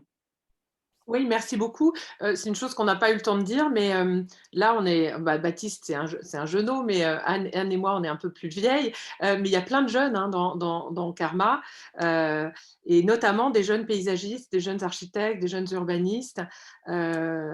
et qui alimentent régulièrement ce projet, hein, qui ont été là dès le départ. Alors malheureusement, certains d'entre eux quittent la région parisienne. Je ne sais pas si vous êtes encore en région parisienne, mais bon, il y a un jeune paysagiste, il est parti faire ingénieur forestier, par exemple. Hein, ils prennent goût à cette idée d'étalement rural ou d'étalement forestier. Et donc pour nous, c'est un enjeu très important, hein, de donner envie aux jeunes de rester, hein, dans les zones urbaines, périurbaines, qui trouvent du travail sur place. Donc oui, ça nous intéresse beaucoup, beaucoup vos propositions.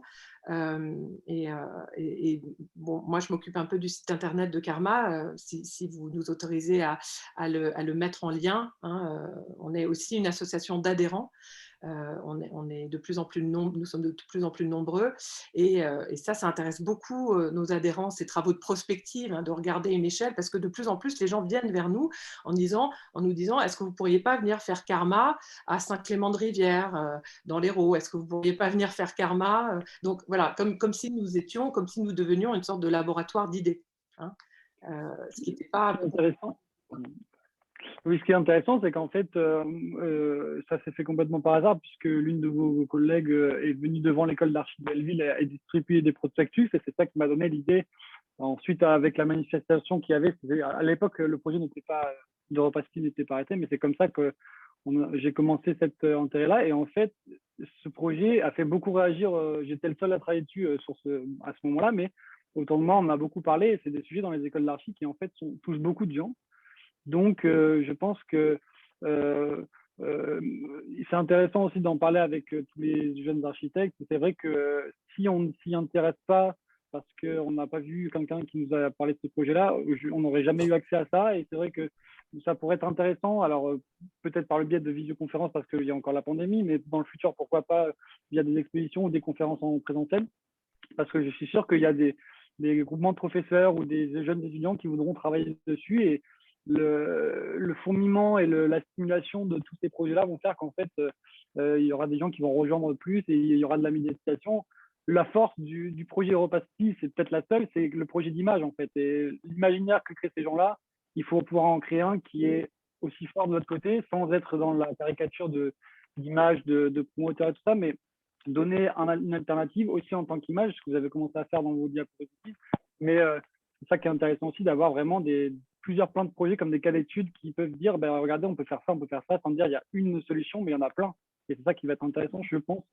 Et c'est peut-être ce que je dirais, en tant que jeune diplômé, il manquait pour nous d'avoir cet accès-là, quoi. De vraiment que ce soit... Enfin, comme il y a tellement de gens qui s'y intéressent, voilà. C'est le seul truc que je peux dire aussi. Non, mais vous avez raison de parler de cet aspect présentation du projet, parce que c'est vrai que nous, on fournit, Alice en a parlé, le site internet, des choses comme ça. C'est vrai que de rendre ce projet concret, vivant et facile pour se projeter.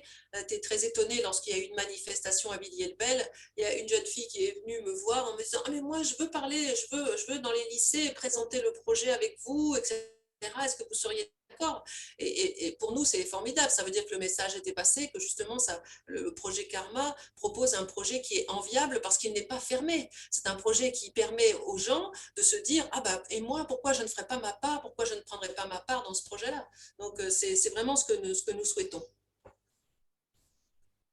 Alors, il y avait une question dans la conversation. Merci beaucoup, Lucas, hein. J'espère qu'on va se rencontrer en vrai. Il y a une question dans la conversation, c'est justement quelles sont les prochaines échéances et peut-être où est-ce qu'on peut se rencontrer et où est-ce qu'on, dans les pieds vissés dans la terre riche de Gonesse. Sachez qu'il y a des rencontres toutes les 2 semaines, hein, 2 fois par mois au moins. Donc on a appelé ça des ZAD dimanche. Vous voyez, on a un peu le sens de l'humour, donc c'est une zone à défendre le dimanche, un lieu de rencontre vraiment sympa et intéressant, parce que c'est là où se nouent effectivement énormément de rencontres avec des parents d'élèves du territoire, avec des jeunes professionnels. Donc on arpente porte le territoire. Donc ça, c'est une possibilité pour se rencontrer en dehors de ces rencontres virtuelles. Et quelqu'un demandait quelles sont les prochaines échéances. Et à vrai dire, on ne sait pas, puisque le rapport Rol-Tanguy n'a pas été rendu public. La rumeur nous dit qu'un arbitrage interviendrait bientôt, que l'arbitrage depuis la ZAD serait remonté au plus haut niveau de l'État. Et ce qu'on peut redouter, c'est une demi-mesure, c'est-à-dire un arbitrage qui dirait, eh bien, on fait un peu de protection de terres agricoles et un peu de bétonnage et avec la gare, le métro automatique. Donc, les prochaines échéances, pour nous, c'est de continuer à fédérer le monde professionnel. Je crois qu'il est de plus en plus conscient qu'il faut à un moment donné dire stop à ces logiques mortifères et effectivement envisager d'autres manières de ménager nos territoires, d'aménager nos territoires. Sarah demande qu'est-ce qu'on peut faire pour vous soutenir.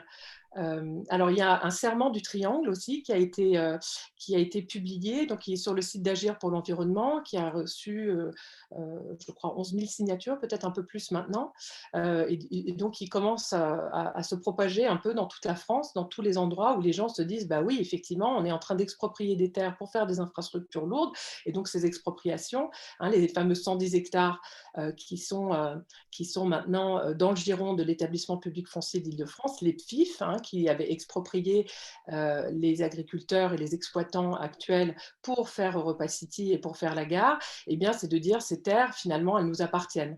Merci Héloïse, elle nous met le lien. Donc, on peut signer le serment du triangle et faire connaître cette dimension de la terre, comme l'a dit Anne, qui est un bien commun. De plus en plus de voix s'élèvent aussi dans la science politique, par exemple, pour dire il faut donner un nouveau statut à ces terres. Le statut de la propriété individuelle, la boîte noire aussi de la SAFER. Alors, certaines SAFER évoluent, évidemment, mais dans les zones périurbaines, on sait que là où les pressions sont les plus fortes, les pratiques sont souvent les moins vertueuses. Donc, nous, il nous semble que là, il y a un enjeu emblématique, que si on réussit là, là où c'est le plus dur, on pourra réussir ailleurs. Alors, je parle un peu trop, peut-être il faut regarder un peu plus les questions. J'ai vu une question juste sur les décisions de Marc de Paris qui demande où on peut trouver les décisions de justice sur le site du tribunal administratif du Cergy-Pontoise et sur celui de la Cour d'appel de Versailles. Simplement en tapant tribunal administratif Cergy-Pontoise Gonesse, ça, on le trouve, et sur votre moteur de recherche préféré. Moi, j'avais fait un petit texte où il y avait pas mal une espèce de chronologie, mais qui s'arrêtait puisque je l'avais publié sur le site de Métropolitique en octobre 2019 et ça récapitulait. Il y avait pas mal de décisions qui étaient, évidemment pas les décisions, pas le verbatim, mais les allées et venues, et puis le saucissonnage, ça on l'a pas beaucoup dit, mais sur le plan politico-administratif, c'est un véritable désastre. Il n'y a pas de vision holiste de ce territoire avec une vision biorégionale, puisqu'on a ce saucissonnage, on a les autorisations environnementales de la ligne 17, on a le SCOT, on a le PLU de Gonesse, on a toute cette juxtaposition en fait, de décisions sans avoir une vision globale. En réalité, ce qui manque maintenant, c'est ce projet du Grand Paris qui date à peu près de 2007, c'est de le revisiter, de le reprendre à zéro d'une certaine façon et de le faire évoluer avec le contexte qu'on connaît d'un nouveau régime climatique et de cette pandémie qui n'a pas l'air de vouloir se terminer tout de suite. Donc ça devrait nous rendre plus vertueux, ça devrait nous inciter à remettre toutes ces décisions d'infrastructures lourdes et qui rendent les choses irréversibles, parce qu'une fois qu'un sol est artificialisé, le retour en arrière est quasi impossible. On sait qu'avec les sols pollués, on a un véritable casse-tête. Est-ce que la dernière question est pour toi aussi, Alice? un développement plus radical du type Notre-Dame-des-Landes. Alors, Non, plus c'est pas ça, je radical, parle de émerger le discours de comment faire émerger le sujet dans le discours des candidats des régionales. Je n'avais pas vu la question de Bernard, pardon. alors, il commence à émerger chez certains candidats, tous se positionnent, mais d'une certaine façon, ce qui est le problème, c'est l'écran de fumée, hein, les discours et la réalité. C'est-à-dire que vous avez un certain nombre de personnes qui disent oui, je suis très favorable à la protection des terres agricoles, et qui, en même temps, c'est ce fameux en même temps qui est un vrai piège, ce fameux en même temps qui consiste à dire on peut à la fois sauver le climat et détruire le climat en même temps. Là, on est dans cette impasse. La position d'Audrey Pulvar, qui est en charge de l'agriculture urbaine à Paris, eh bien, elle a pris position contre EuropaCity, mais elle s'est déclarée favorable à la gare du Triangle de Gonesse. On n'a pas très bien compris pourquoi. Je vous envoie vers un texte qui est assez intéressant d'Hervé Kempf sur le site de Reporter, où il pointe cette contradiction, hein, qui est une contradiction assez flagrante dans son discours. Les mauvaises langues disent que son directeur de cabinet était lui-même favorable à EuropaCity, hein, et c'est un sénateur du Val d'Oise, et continue à tenir un discours sur la création d'emplois, dont on sait que ces emplois, dans une zone de logistique ou un centre commercial, c'est en fait des destructions d'emplois nets la plupart du temps, en dehors de la phase chantier.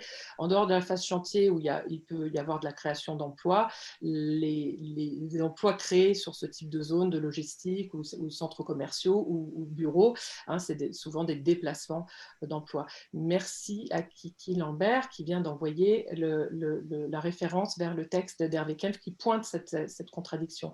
Alors, comme tête de liste, Clémentine Autain a pris très nettement position, hein, pour la protection des terres agricoles et contre cette gare du Triangle de Gonesse. Elle est plus hésitante sur la ligne 17 Nord. Europe Écologie Les Verts, donc Julien Bayou qui est la tête de liste pour les Verts en région Île-de-France, a également pris position contre cette gare, et puis de nombreux militants communistes locaux. Donc on a une situation un petit peu à front renversé où on a des militants communistes qui manifestent contre une gare, et on a des militants, enfin pas des militants, mais des partis dits libéraux qui sont pour cette dépense d'argent. Donc la ligne 17 Nord, pour mémoire, c'est 3 milliards d'euros sur un budget global de 35 milliards d'euros, pardon. On en a un peu le tournis pour l'ensemble du Grand Paris Express, sachant que ce budget explose régulièrement. Alors, la réponse à la question de Bernard Repas, est-ce qu'on peut envisager un développement plus radical? Alors, c'est une lutte extrêmement constructive, hein. C'est un peu, on retrouve ce que Bruno Latour, le philosophe Bruno Latour dit sur les ZAD, c'est que les ZAD nous poussent à devenir vertueux, hein. Donc, l'idée, ce n'est pas une radicalité pour la radicalité, mais la zone à défendre de Triangle de Gonesse, c'était une zone donc, qui a été expulsée au bout de 17 jours, mais c'est une radicalité très constructive, hein. L'idée, c'est de pousser nos élus, hein, de pousser les pouvoirs publics à prendre les bonnes décisions. Mais effectivement, ces décisions, il faut qu'on les pousse à les prendre en faisant émerger cette question dans une arène plus vaste, hein, qui serait celle du grand public, où cette question des terres agricoles, elle se poserait, elle serait dans toutes les conversations en réalité, ce qui est loin d'être le cas. Et je pense que justement, cette question de la ZAD, au moment où elle a été créée et la rapidité avec laquelle elle a été expulsée, enfin jugée et puis expulsée, montre à quel point les élus ont peur de cette situation qui est effectivement d'un côté assez libératoire. C'est-à-dire qu'on arrive dans un lieu où tout à coup, on rend les choses possibles. Quand on dit les choses, c'est à peu près beaucoup de possibilités. Alors notamment pour les architectes en construction, je pense que c'est une perspective qui, il y a, je me rappelle plus de son nom, qui m'échappe à l'instant, mais un architecte qui voulait emmener ses étudiants pour construire sur place.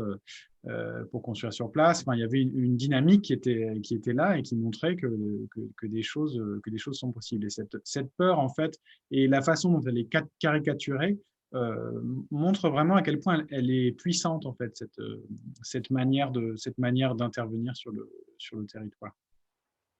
Oui, c'est vrai que cette ZAD était particulièrement accueillante et c'est vrai que les personnes qui ont pu s'y exprimer et faire des choses ont vraiment été tout à fait surpris de voir la mobilisation de ces jeunes gens, et pas seulement d'ailleurs des jeunes gens, mais de s'intéresser à l'endroit et de se dire on peut en faire quelque chose. Un point que je voulais ajouter, c'était celui de la, en fait, de l'incroyable mal à l'aise qui sont pris par les administrations par rapport à des dossiers comme celui que l'on propose. Comme l'ont dit Baptiste et Ali, c'est-à-dire que les sujets sont vus de manière sectionnée parce qu'on a l'impression que cette administration, qui est, paraît-il, en train de se réformer, mais on commence vraiment à avoir des doutes, est absolument incapable d'envisager un projet comme Karma, qui est un projet qui touche différents thèmes. On a l'habitude de saucissonner les choses, donc c'est tellement facile de dire « Ah, mais nous, on est contre le projet Karma, parce que de toute façon, finalement, ils n'ont pas la volonté de prendre les choses de manière à ce que des sujets importants comme ceux de notre avenir soient traités. » Donc, nous, on lance un appel à cette occasion ce soir de dire attendez, il est quand même temps maintenant d'aborder les problèmes d'une manière différente, de sortir des schémas anciens, au même titre que Europa City était un projet de l'ancien temps. Cette façon d'aborder aussi les sujets de société de l'avenir sont aussi complètement obsolètes. Donc il s'agit maintenant de mettre une administration, des interlocuteurs en face du projet Karma, qui seront en capacité effectivement d'envisager son développement, ou éventuellement ou pas, mais en tout cas de sortir de ce schéma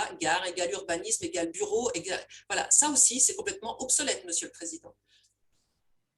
Il y a la question sur la position de Delphine Batho qui nous avait soutenu, alors je ne sais plus en quelle année c'était en 2017 ou 2018, qui était venue s'exprimer lors d'un événement qu'on avait fait justement sur cette question du triangle de Gonesse. Elle a posé une question au gouvernement aussi sur cette même question du triangle de Gonesse, et je pense que son engagement, elle l'a aussi exprimé assez récemment sur France Inter, mais je ne me rappelle plus si elle s'était exprimée précisément sur le triangle de... Elle vient de signer une tribune dans Le Monde avec Nicolas Hulot et Corinne Lepage. Donc, oui, on a trois anciens ministres de l'Environnement qui ont signé cette tribune dans Le Monde, qui s'appelle, le titre, je vous ai donné le lien, c'est « À Gonesse, il est encore possible de sauver des centaines d'hectares de terres nourricières ». Donc, elle a pris position très nettement. La question, monsieur, qui concerne Pascal Canfin, qui est maintenant député européen pour La République En Marche, nous ne connaissons pas sa position. Mais ce qu'on constate, c'est ce qu'on pourrait appeler des défections dans le camp des soutiens d'Emmanuel Macron, donc Cédric Villani, Aurélien Taché, député du Val d'Oise, une députée d'Argenteuil, qui nous soutiennent, et de plus en plus d'élus de tous bords, finalement, constatent l'absurdité qui consiste à construire une gare pour ensuite justifier un projet. Donc ça avance, mais peut-être un peu trop lentement.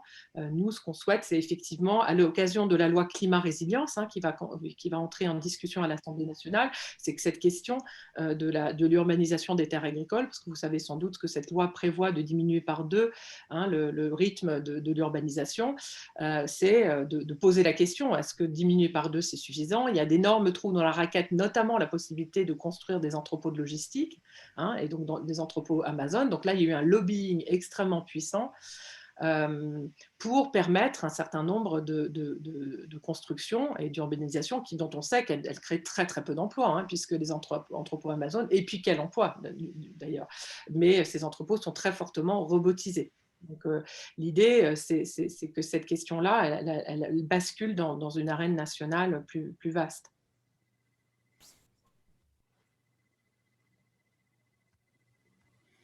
Mais si vous êtes en contact avec Pascal Canfin, on serait très content qu'il signe le serment du triangle et nos tribunes.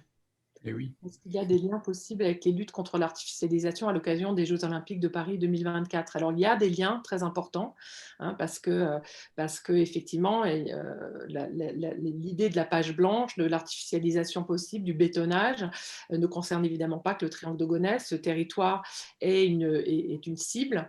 Vous avez sans doute entendu parler, donc il y a une intervention aux jardins ouvriers, aux jardins familiaux des Vertus d'Aubervilliers, qui sont des jardins historiques historique au pied du métro, du métro Fort d'Aubervilliers, hein, avec une piscine olympique d'entraînement que personne ne conteste, mais avec un solarium et une salle de sport dont beaucoup de gens contestent l'utilité et qui aboutirait à la destruction d'une partie de ces jardins ouvriers, jardins familiaux des Vertus. Il y a l'air des Vents aussi, hein, qui est situé à Duny, hein, et qui aussi consisterait à détruire, alors je ne sais pas où en est le projet exactement, mais plusieurs dizaines d'hectares pour construire des logements pour les journalistes des Jeux Olympiques, hein, sachant qu'en plus le modèle des Jeux Olympiques est fortement contesté. On n'est même pas complètement certain que ceux de Tokyo auront lieu. En tout cas, la majorité des Japonais sont maintenant favorables à l'annulation de ces Jeux Olympiques, plutôt pour des raisons sanitaires. Et donc, aujourd'hui, un sondage sur la popularité des Jeux Olympiques et de ces options de destruction de terres agricoles et d'espaces naturels et d'espaces verts, hein, comme l'air des Vents, c'est pas sûr que beaucoup de gens se prononceraient en faveur de ces projets, faits avec de l'argent public, évidemment. Donc, nous sommes en lien, effectivement, avec le collectif Non au saccage 2024.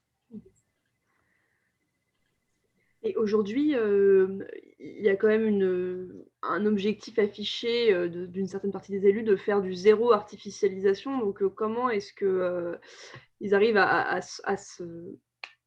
être cohérents, à gérer cette dissonance cognitive? Est-ce on peut les mettre face à ça? Enfin, comment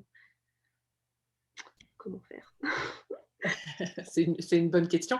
Il ne faut pas oublier que leur discours, c'est le zéro artificialisation net. Hein, donc, c'est d'entrer dans un système extrêmement complexe de compensation. Hein, donc, on détruit par ici et on compense par là, ce qui est relativement absurde. Si on pense que la terre agricole, c'est une ressource inestimable, c'est un patrimoine, hein, c'est quelque chose qui figure. Si vous regardez le serment du triangle, on cite cet article du Code de l'environnement où il s'agit d'un patrimoine commun de la nation. Donc, cette mécanique de la compensation, on pourrait parler d'un business de la compensation, il nous paraît extrêmement contestable, évidemment, pas qu'à nous. Donc, il faut effectivement, pied à pied, défendre ces terres agricoles partout où elles sont, et peut-être plus particulièrement dans les zones périurbaines, puisqu'elles jouent un rôle écosystémique, elles nous permettent d'améliorer la qualité de l'air, hein, notamment quand on fait passer une agriculture intensive, industrielle, avec des épandages, par exemple, de produits au printemps, qui ont un effet sur la qualité de l'air dans les zones urbaines denses. C'est extrêmement intéressant. Il y a l'aspect paysager, il y a la relocalisation des emplois, il y a le tourisme de proximité, il y a énormément de raisons pour qu'on arrête, qu'on stoppe net, hein, l'artificialisation partout où c'est possible, et surtout dans les zones périurbaines. Alors, Bernard Ropas, vous avez raison, c'est un travail extrêmement intéressant, hein, sur l'enfer de la grande distribution. C'est quelqu'un qui a fait un travail sur ce cercle vicieux, hein, de la destruction des emplois en centre-ville. Et sachez que Gonesse, là aussi on n'est pas à une dissonance cognitive près, fait partie des 222 villes qui bénéficient d'importants financements dans le cadre du programme national Action Cœur de Ville. Donc le maire de Gonesse perçoit, hein, a du soutien public, à juste titre, hein, pour défendre les commerces de proximité, et en même temps défend l'installation de centres commerciaux par ailleurs. Donc effectivement, ce travail de Christian Jacquot, il est plus pertinent que jamais. Hein, sur la grande distribution, sur la destruction, ce qu'on appelle aussi la cannibalisation, hein, des emplois. C'est-à-dire qu'en fait, non seulement ça déplace les emplois, mais ça les détruit. Hein. Et puis maintenant, de plus en plus de chercheurs constatent qu'à chaque fois qu'on ferme un petit commerce, il y a une incidence extrêmement forte sur le vote, donc notamment l'abstention, mais aussi sur le vote pour l'extrême droite. Hein. Vous fermez une boulangerie, le vote d'extrême droite prend quelques points à chaque fois. Hein. Vous fermez une poste, pareil. Donc là, on a un enjeu qui n'est pas qu'un enjeu écologique et social, il y a un enjeu démocratique, hein, profond, de sauver un certain tissu social.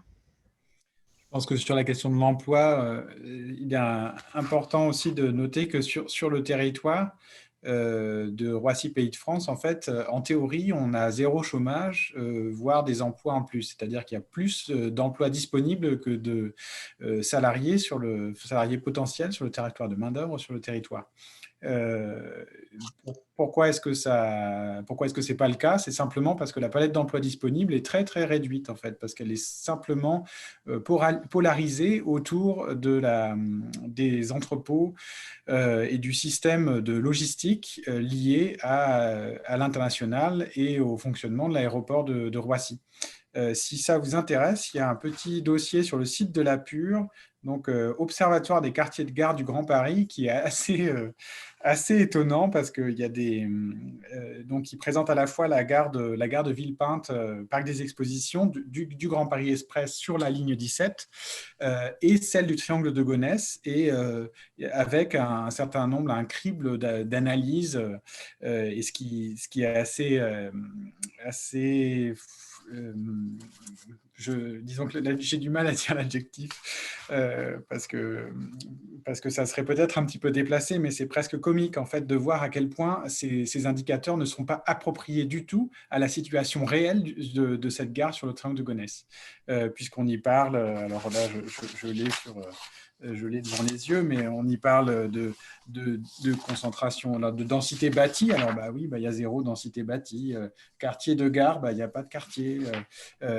Et en fait, il y a un schéma, donc, pour en revenir à cette question des emplois, alors, bon, qui montre, voilà, qui montre cette magnifique, cet oursin qui correspond en fait aux actifs qui viennent sur ce territoire pour y travailler. En fait, plus la palette d'emploi est réduite et plus le territoire, le bassin versant d'emploi est grand. Et là, on parle de plusieurs départements.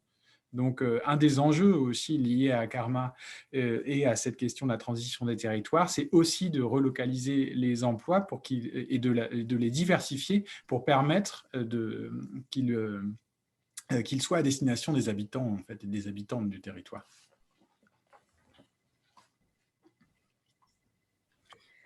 Très bien, merci beaucoup. Je pense que vous avez dû répondre à l'ensemble des questions de la discussion. Alors, sauf si il y a de nouvelles questions qui arrivent, mais je crois qu'on a pu vraiment aller assez loin ce soir dans ce sujet. Donc, vraiment, merci beaucoup. Merci Angelé, merci Alice Leroy et merci Baptiste d'avoir bien voulu participer à cet ICEP Café. Je vais laisser Bernard dire un petit mot synthétique. Merci à toi, Héloïse. Oui, encore une fois, merci infiniment. C'était extrêmement riche. Le projet est extrêmement riche et je pense que ça a été profitable à nous tous. Je pense que Héloïse va s'occuper de nous mettre tout ça bientôt sur le site de l'ICEB avec tous les liens formidables qui nous feront d'aller plus loin.